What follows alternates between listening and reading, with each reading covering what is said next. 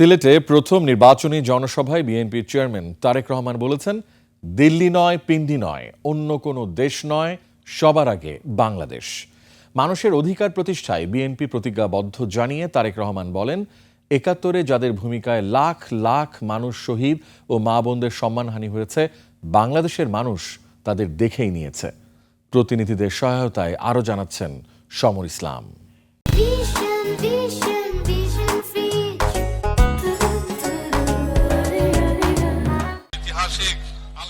কানায় কানায় পূর্ণ সিলেট নগরের সরকারি আলিয়া মাদ্রাসা মাঠ। বিএনপি চেয়ারম্যান তারেক রহমানের প্রথম নির্বাচনী সমাবেশ। 10টা 50 মিনিটে সমাবেশ শুরু হলেও তারেক রহমান আসেন 12টা 25 মিনিটে। এ সময় নেতাকর্মীরা দুলাভাই দুলাভাই স্লোগানে চারপাশ মুখর করে তোলেন।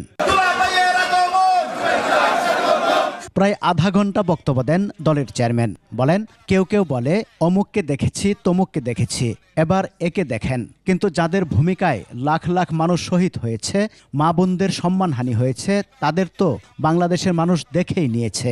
আমরা দেখেছি যারা ৭১ সালে ছিল তারা কাদের সাথে লাইন দিয়েছিল। তাদের যাদের কথা একটু বললাম, যারা মিথ্যে কথা বলে ঠকাচ্ছে মানুষকে, আমরা দেখেছি তাদের আস্তানা কোথায়।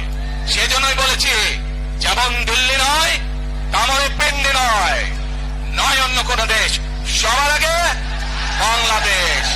একটি দল এই দেব সেই দেব বলে আল্লাহর সাথে শিরক করছে বলে মন্তব্য করেন তারেক রহমান। দোজখের মালিক আল্লাহ, বেহেশতের মালিক আল্লাহ, এই পৃথিবীর মালিক আল্লাহ, কাবার মালিক আল্লাহ। আরে ভাই, যেটার মালিক আল্লাহ সেটা কি অন্য কেউ দেওয়ার ক্ষমতা রাখে? রাখে না। তাহলে কি দাঁড়ালো? নির্বাচনের আগে একটি দল এই দিব ওই দিব বলছে, টিকিট দিব বলছে না। যেটার মালিক মানুষ না, সেইটার কথা যদি সে বলে, এক শিরকি করা হচ্ছে না।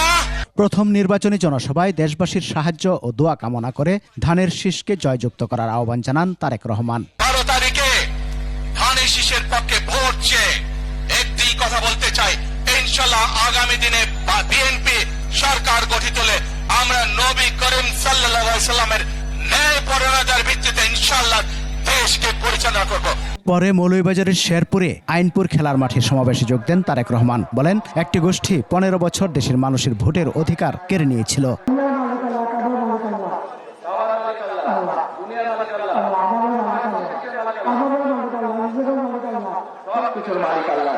ঢাকা ফেরার পথে ব্রাহ্মণবাড়িয়ার সরাইল, কিশোরগঞ্জের ভৈরব, নরসিংদী পৌর পার্ক এবং নারায়ণগঞ্জের গাউছিয়ায় সমাবেশে যোগ দেবেন বিএনপির চেয়ারম্যান তারেক রহমান।